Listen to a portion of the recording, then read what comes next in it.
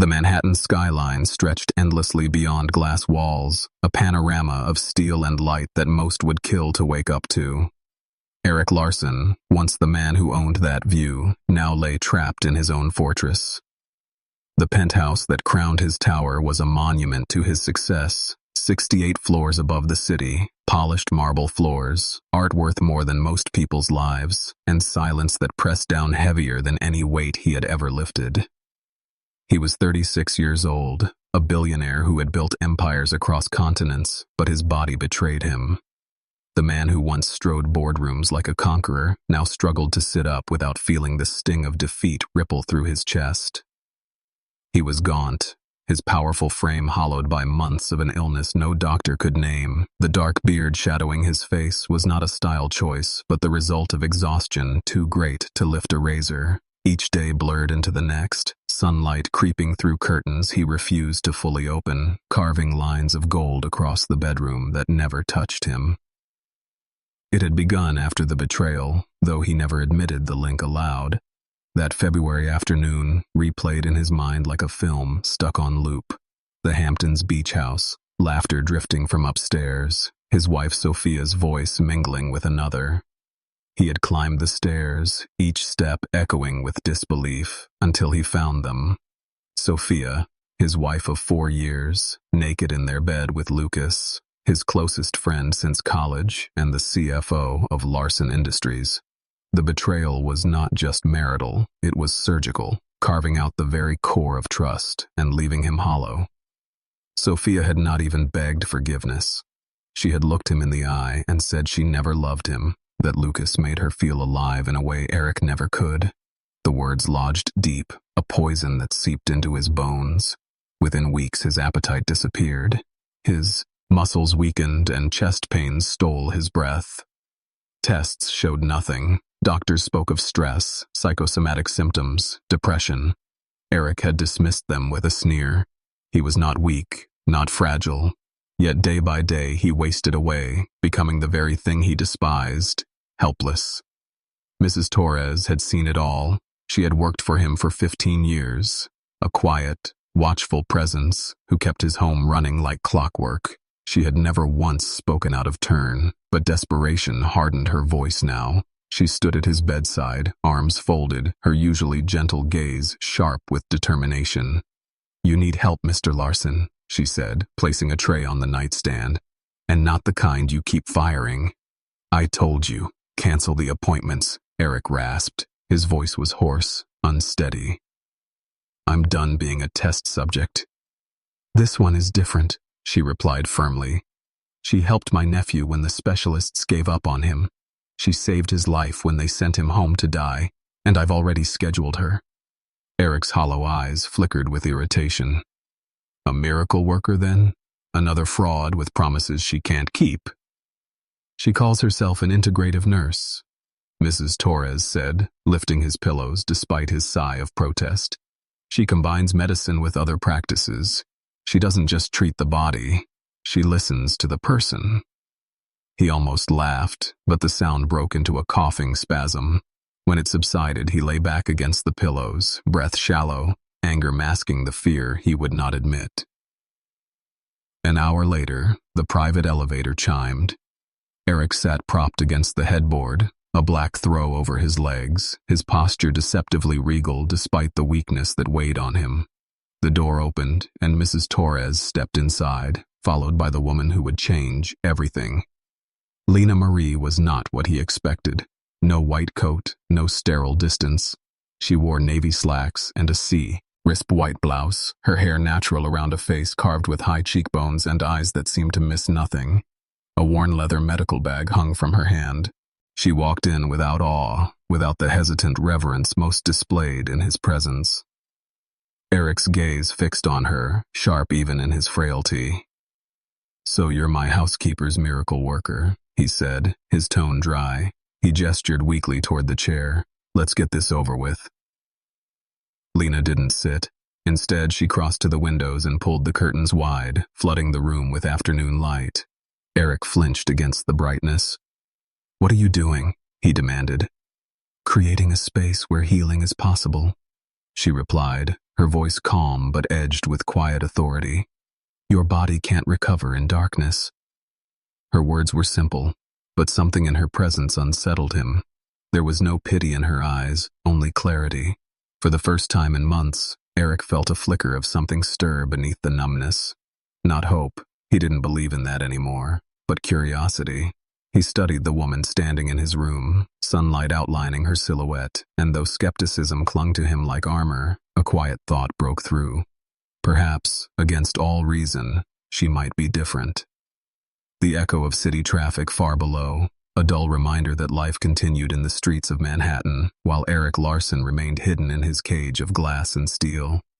He sat upright for the first time in days, propped against pillows, every breath still heavy but tinged with the memory of yesterday's encounter.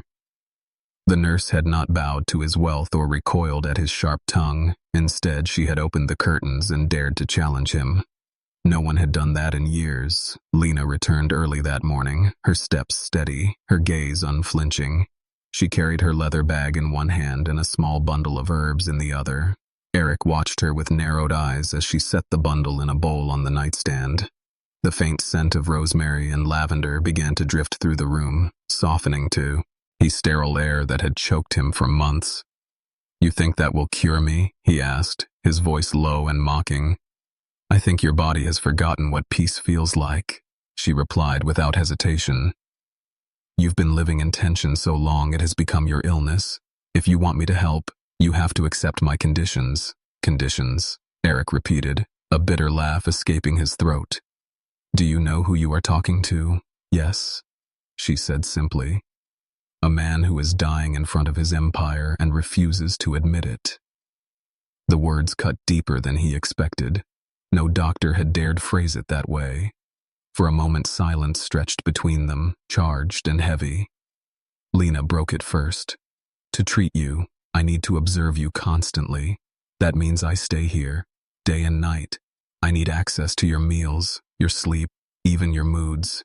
And because you hate weakness, we will tell your staff I am your wife. It will give me the freedom to act without question." Eric stared at her, stunned. A stranger living in his bedroom, parading as his wife. It was absurd, yet something in her calm tone made it sound less like a suggestion and more like inevitability. "Why would I agree to that?" he asked, his voice softer now.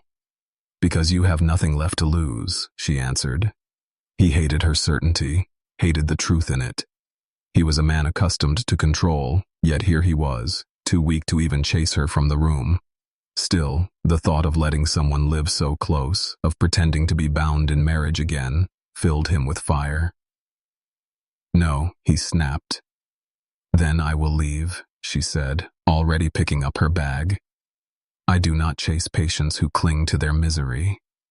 Choose, Mr. Larsson, your pride or your life." The air tightened. His chest ached, not from illness this time, but from the realization that for the first time since Sophia's betrayal, someone was not begging to stay. She was ready to walk away. "Stay," he said at last, his voice a raw whisper. Lena set her bag down again. "Very well. But remember, you invited me into this room. From this moment, your healing begins on my terms." That night, Eric lay in bed listening to the soft rhythm of her movements as she arranged the room. He closed his eyes, expecting darkness to swallow him as always, but instead there was the faint scent of herbs, the quiet hum of a woman who did not fear him, and the strange realization that his life had just shifted. Suspense curled inside him, both dread and something else he dared not name. For the first time in months, sleep found him before despair did. The blue haze of early dawn when Eric woke with a start. For months, sleep had been broken by nightmares that left him drenched in sweat and gasping for breath. This time, when he opened his eyes, he did not see the ceiling looming like a coffin lid, but the faint outline of Lena sitting by the window, her profile illuminated by the city lights. She was reading a small notebook, her hair loose over her shoulders. The sight unsettled him more than any dream. She did not look like an intruder. She looked as if she belonged there. "Why are you still awake?" he asked, his voice rough with sleep. "Because you were fighting demons in your sleep," she answered quietly. You called a name. Sophia. His chest tightened at the sound of it. He had sworn he would never speak that name again, never give it power, yet in his broken sleep it had slipped from his lips. He turned away, ashamed of the weakness that had escaped. It was a dream, he muttered. Nothing more. Dreams tell truths our mouths never dare speak, she said, closing her notebook. If you want to heal, you must face what still poisons you. He snapped back with sharpness meant to shield. You think you know me after 2 nights here? I know a man who pretends his body is failing, while in truth it is his soul that is bleeding, she replied. The words hit him harder than he wanted to admit. Rage flickered inside him, not at her but at the accuracy of her blade. He clenched his fist, fighting to keep silence. Yet the silence only suffocated him more. Finally his voice broke. She was my wife, he said hoarsely, and the man who shared her bed was my brother in arms. I built my empire with him. I trusted them both with everything. Do you understand what it means to be gutted from the inside? Lena's gaze softened, but she did not touch him. She let the words fall into the air like stones into deep water. Yes, she said, because I once loved a man who left me when I was needed most. I learned then that betrayal does not kill the body, but it teaches the heart to stop trusting. For the first time, Eric saw the crack in her armor. She was not a saint come to save him, but a woman scarred in her own way. The knowledge shifted something inside him, not yet comfort, but recognition. As the night stretched on, they spoke in fragments, not of business or treatments, but of wounds that had shaped them. The room felt different, alive with the tension of shared truths. When dawn finally painted the horizon, Eric realized he was still holding Lena's hand. He had not noticed when it happened. Her fingers were steady, warm against his cold palm. Do not mistake my presence for pity, she said before pulling her hand back. I am here to help you heal, but you must decide if you want to live, or if you want to rot in your sorrow. Suspense coiled in his chest. For the first time in months, he was not entirely sure what he wanted. Yet as she left the room to prepare his morning regimen, Eric found himself staring at the empty space where her hand had been, and the loneliness that had haunted him for so long no longer felt quite so absolute. The crash of waves against white stone cliffs thousands of miles from Manhattan. Eric had agreed reluctantly to Lena's suggestion that a change of air could help his recovery, but deep down he knew the decision had not been his. She had a way of taking command without raising her voice, and he found himself on a private jet bound for Santorini before his pride could interfere. The villa overlooked the endless blue of the Aegean Sea, its walls painted in the pale colors of sunlight. The air was salt and warmth, a far cry from the sterile chill of his penthouse. Yet Eric felt unease coil in his stomach as he stepped onto the terrace. This place was alive, vibrant, unashamed. He had forgotten what it was to be surrounded by life. Lena moved through the villa as if she had always belonged. She filled the rooms with bowls of herbs, opened shutters wide, and insisted on morning walks despite his protests.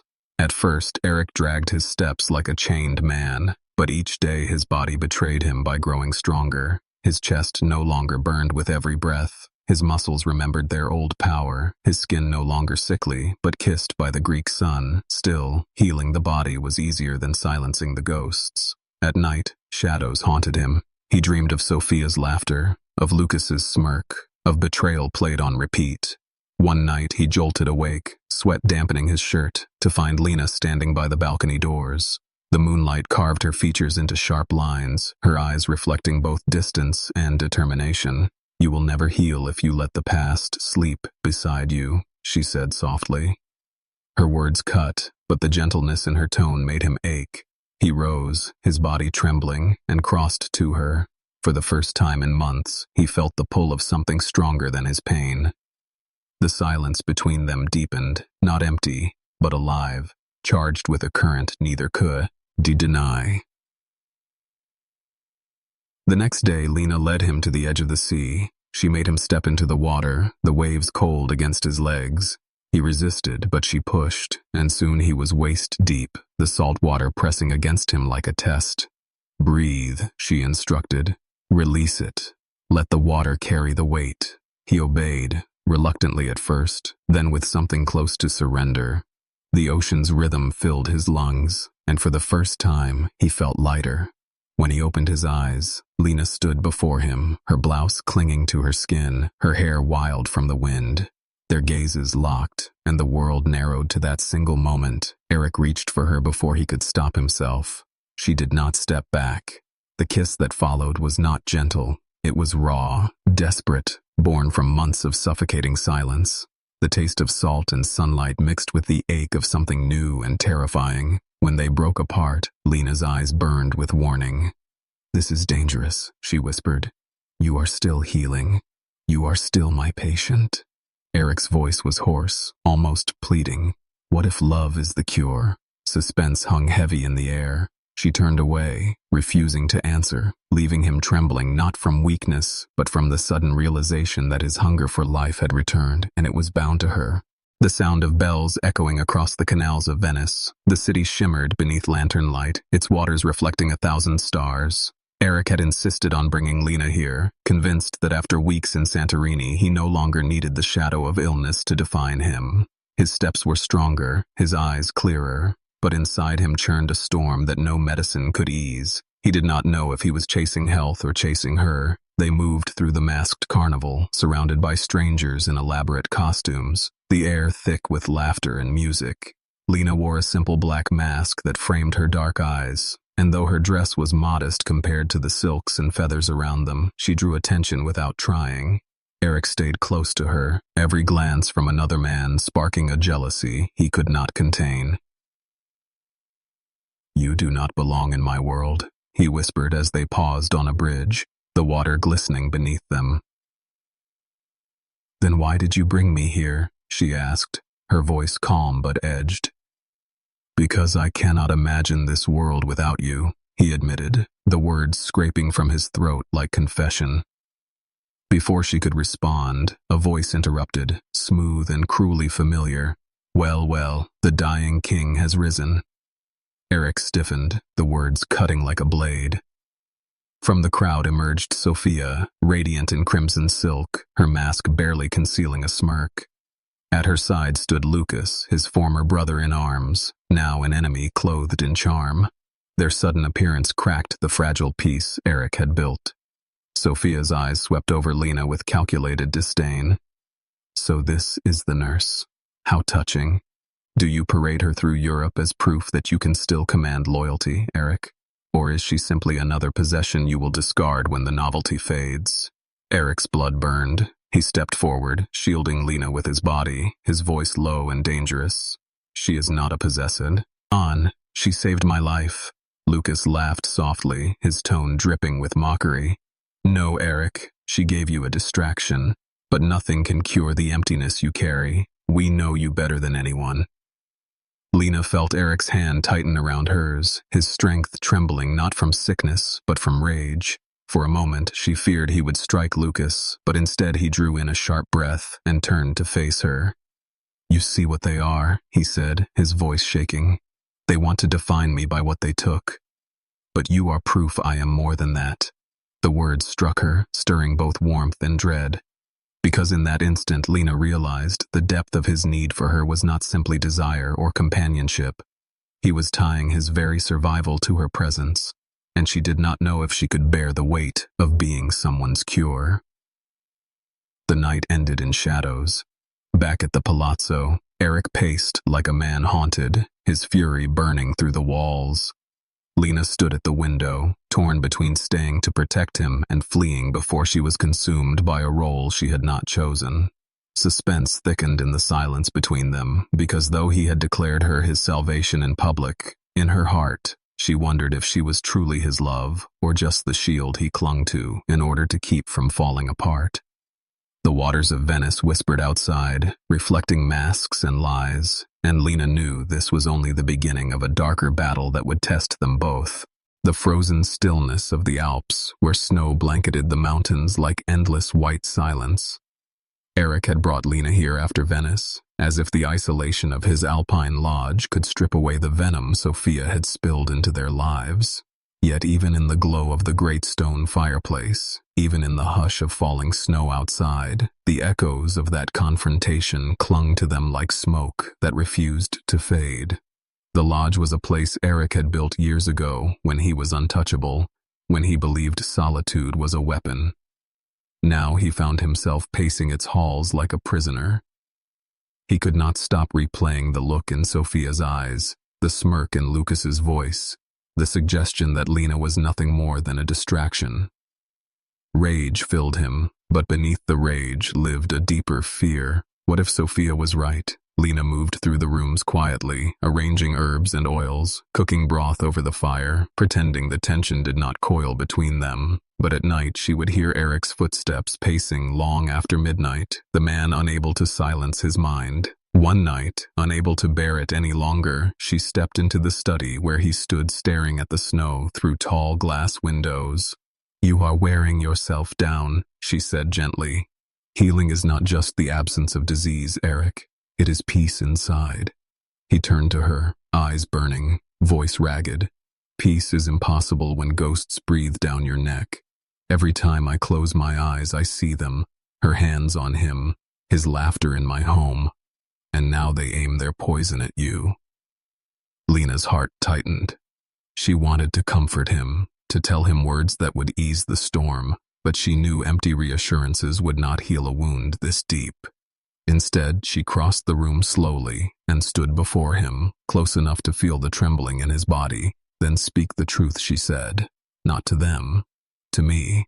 The silence between them stretched, long and ching, until finally Eric's voice cracked open.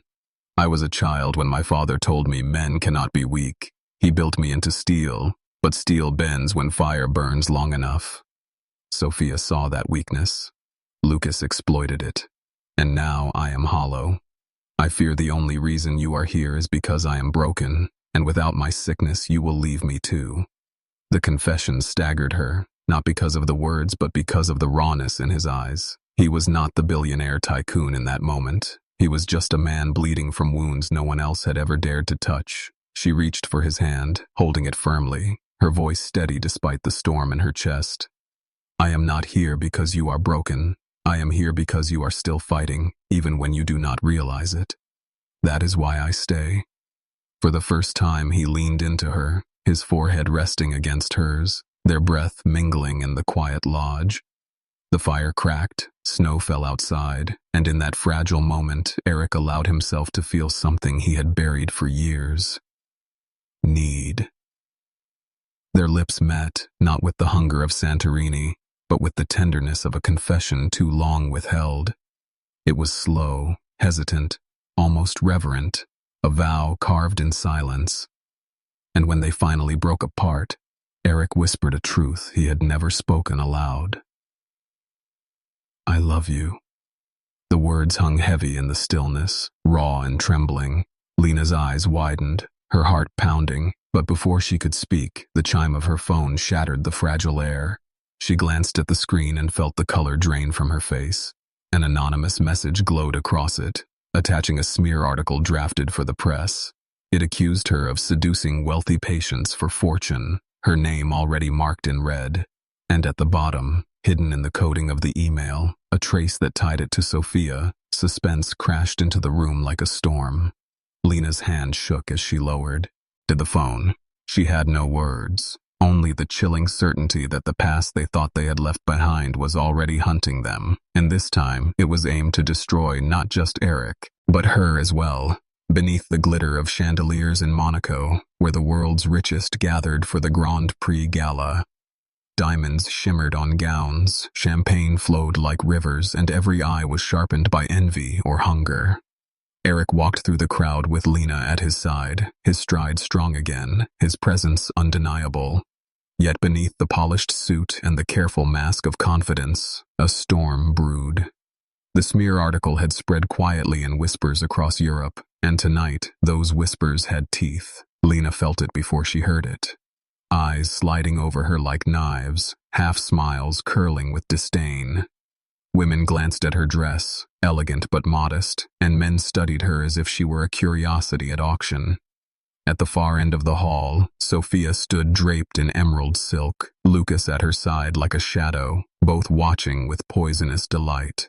The orchestra swelled, and as Eric raised his glass in polite greeting to an investor, a voice cut through the murmur like glass shattering. "Tell me, Miss Marie, is it true you have a gift for seducing your patients to secure your future?" The laughter that followed was soft but cruel. Heads turned. The question had come from a society matron whose words were sharpened by Sophia's poison. Lena's cheeks burned, her breath caught, but before she could reply, Eric stepped forward, his eyes blazing. "Enough," he thundered, the music faltering around his voice. "She is no fraud. She is the reason I am standing here alive. You owe her more respect than you could ever imagine." The room froze, the echo of his fury silencing whispers. But silence was not victory. Sophia's voice carried clear and cold. "Of course you would defend her. You always did fall for illusions, Eric. Some of us wonder if your empire is being run by a nurse's bedside tricks rather than your own mind." The words struck their mark. Doubt rippled through the crowd. In vain. Stores shifted, measuring reputation against loyalty. Eric's hand tightened on Lena's, but she felt the tremor in his grip. He was strong, but the venom was sinking deeper. Later that night, away from the glare of chandeliers, Lena found herself trembling alone in the balcony's shadows. The smear article, the public humiliation, the disdain in every stare. It was too much. She had fought to protect him, but now she was destroying him. Her presence was a liability, and the empire he had built was beginning to fracture under her shadow. When Eric found her, his voice was raw, pleading, "Do not let them break you. I need you here." But Lena shook her head, tears burning her eyes. "You do not need me, Eric. You need freedom from this scandal, from me." Before dawn, she left a note on the pillow beside him, the ink blurred where her tears had fallen. "This was never meant to last. Protect yourself. Forget me." When Eric woke, the bed was cold. The silence of the penthouse pressed down heavier than ever, and for the first time since she had entered his life, he felt truly abandoned. His body was healed, but his soul shattered anew, and in the hollow echo of her absence, he realized the cruelest truth of all. He was strong enough to live without her, but he no longer wanted to. In the thick air of New Orleans, where the streets pulsed with music and memory, Lena had returned to her grandmother's old house on the edge of the quarter, the wooden shutters weathered, the garden overgrown but alive. Here she tried to bury the pieces of herself that Europe had shredded. She worked at a small community clinic, patching wounds, treating coughs, holding the hands of people who had no one else. It was the kind of work that had once filled her with quiet pride, but now every smile she gave felt borrowed. Every night she lay awake haunted by the echo of Eric's voice. Far across the ocean, Eric scoured cities like a man possessed. He tore through Paris, Rome, London, chasing whispers of her departure. Business partners thought he had gone mad. The empire he had rebuilt began to creak under the strain of his absence, but none of it mattered. Each lead ended in silence until one phone call changed everything. Mrs. Torres had traced Lena's license renewal. It led to Louisiana. When Eric's jet touched down, a storm brewed on the horizon, dark clouds pressing low and heavy. He found her outside the clinic, her hair pulled back, her white coat streaked with sweat and dust. She froze when she saw him, the sound of children laughing behind her, fading into silence. "You should not be here," she whispered, her hands trembling. "And you should not have left," he answered, his voice rough with weeks of desperation. The reunion was not tender, it was jagged and raw, filled with anger and longing. She accused him of risking everything, of dragging scandal into a fragile city. He accused her of cowardice, of abandoning him when he needed her most. Their words clashed like thunder, yet beneath the fury lived a hunger neither could deny. That night, as rain lashed against the shutters, they argued until their voices broke. Finally, Eric seized her wrist, not in force but in desperation, his eyes burning. "I am not sick anymore. Do you not see, Lena? I did not survive because of money or medicine. I survived because of you. I do not need a nurse. I need the woman who taught me how to breathe again." The storm outside answered with a crack of lightning. Lena turned away, her chest heaving, her heart torn between the safety of distance and the fire of truth. Before she could decide, the power cut out, plunging the house into darkness. The next morning, the radio carried words that made blood run cold. Hurricane Katrina was no longer a whisper. It was coming fast, roaring toward New Orleans with fury unmatched. The clinic was filled with frantic families, the streets already flooding, and sirens cut through the air. In the chaos, Eric refused to leave her side. Suspense tightened around them like the rising waters. This time, fate was no longer whispering betrayal or scandal. It was roaring with wind and flood, testing whether their fragile love would break apart or be reforged in the storm that was about to swallow the city whole. The sky torn open as Hurricane Katrina bared its teeth over New Orleans. Wind howled like 1,000 beasts, rain hammered against the windows, and the streets outside churned into rivers of black water. Lena moved through the clinic with frantic determination, tending to the elderly and frightened children, while Eric shadowed her every step. He refused to leave even when volunteers urged him to take shelter in the higher ground of the city's hotels. He had faced corporate wars, betrayal, and ruin, but nothing compared to the terror of losing her again. The storm raged until the building itself seemed to groan under its weight. Power cut out, plunging the clinic into darkness lit only by flickering lanterns. Lena heard the screams of a family trapped on the flooded floor below. Without hesitation, she grabbed a flashlight and turned to Eric. "Stay here," she ordered.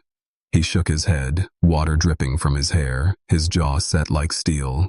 "If you go, I go." Together they fought their way down into the rising water where an elderly woman clung to a bed frame, the flood tugging at her frail body. Lena struggled to pull her free, the current stronger than her arms could endure. Suddenly Eric plunged forward, his strength reborn, his body straining as he lifted the woman into his arms and pushed her towards safety. A deafening crack split the air as part of the ceiling caved in. Wooden beams and shards of plaster crashed into the water. Eric shoved Lena aside just in time, but a splintered beam struck his arm, blood pouring into the churning flood. He bit back a cry, shielding the woman until others dragged her to safety. Lena's hands trembled as she pressed cloth against his wound. "You could have died," she whispered, tears mixing with rain on her cheeks. "And I would again," he growled through clenched teeth. "Because I will never watch you fight alone."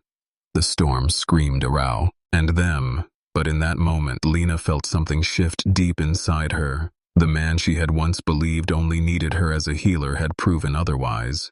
He did not see her as a cure to his weakness, but as a partner in his survival. His blood stained her hands, his eyes burned with fierce devotion, and in the chaos, she realized the truth she had feared to admit. "I love you," she said, her voice breaking. "Not as your nurse, not as your shield. I love you as the man you are." Eric's breath caught, his body trembling from pain and relief.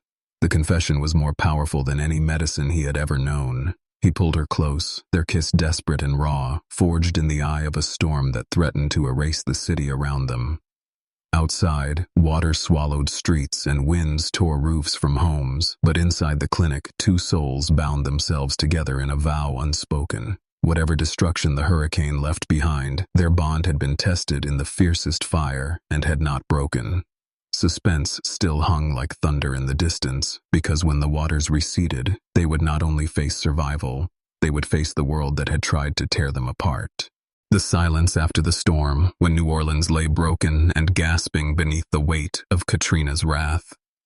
The streets were still rivers of debris and sorrow, houses gutted, families scattered, but the city's heart refused to stop beating. Lena stood on the steps of the clinic, her clothes still damp, her body exhausted, yet her spirit alive. Eric was beside her, his wounded arm bound, his face pale but fierce. The storm had stripped everything false away and left only truth. In the days that followed, they worked side by side amid chaos. Lena tended to the injured while Eric organized supplies, his voice carrying authority that cut through panic. He gave his private funds without hesitation, opening accounts, calling in favors, turning his empire into a lifeline for the city. For the first time in years, he did not move for profit or pride, but for purpose. Watching him, Lena realized his healing had come full circle. He was not just surviving, he was alive, but survival had a cost. The smear campaign Sophia had ignited reached American shores. Headlines painted Lena as a scandal, whispers of manipulation, a nurse who seduced a billionaire for fortune. Outside the clinic, reporters swarmed, demanding answers. One evening, as cameras flashed, Sophia herself appeared, her voice dripping venom as she declared Lena a fraud unfit to touch patients. The crowd turned restless, suspicion spreading like infection. Eric stepped forward, his arms still bandaged, his clothes streaked with sweat and dust. He raised his voice above the chaos, every word edged with steel. You call her a fraud, but you stand here with painted lips while she bleeds for strangers. She saved my life when every doctor failed. She saved this city when wealth alone could not. You want the truth, Sophia. Here it is. I am not ashamed of her. I am proud to be hers. Gasps rippled through the crowd. Cameras clicked like gunfire. And in that moment, Eric reached for Lena's hand, holding it high for the world to see. The scandal shattered like glass beneath the weight of his public claim. Months passed, and out of ruin came rebirth. Together they founded the Larsson Marie Healing Center on the very ground where the clinic once stood. It was not a palace of marble or glass towers. It was a sanctuary where the poor and forgotten could come without fear of cost. It carried Lena's grandmother's name on the front door and Eric's relentless drive behind its walls. Their love had become something larger than themselves, a legacy carved from storm and fire. On the day of the opening, the community gathered, children laughing in the sunlight, music rising from the streets. Lena thought she was there to cut the ribbon, but when she stepped forward, she found the stage transformed. Flowers lined the path, a small arch rose over the entrance, and Eric stood waiting in a black suit, his eyes burning with quiet certainty. She froze, her breath stolen. "What are you doing?" she whispered. Eric's voice carried over the crowd, steady and raw. "You moved into my bedroom to save my life. You pretended to be my wife when I was too broken to stand. Today I ask you to be my wife, not in pretense, but in truth. I do not want a nurse. I do not want a savior. I want you." For every storm to come, tears blurred Lena's vision as the crowd erupted in cheers. In the same place where suspicion had once threatened to destroy her, the people now lifted their voices in blessing. She stepped into his arms, her answer sealed not in words, but in the kiss that bound them. The story ended not with wealth reclaimed or vengeance won, but with something far rarer. In a city rebuilt from ruin, two broken souls had chosen each other, not because of need, but because of love that refused to surrender. And as the sun burned gold over the Mississippi, Eric whispered the vow that would carry them into forever. "You are my life, Lena, and now you will never leave."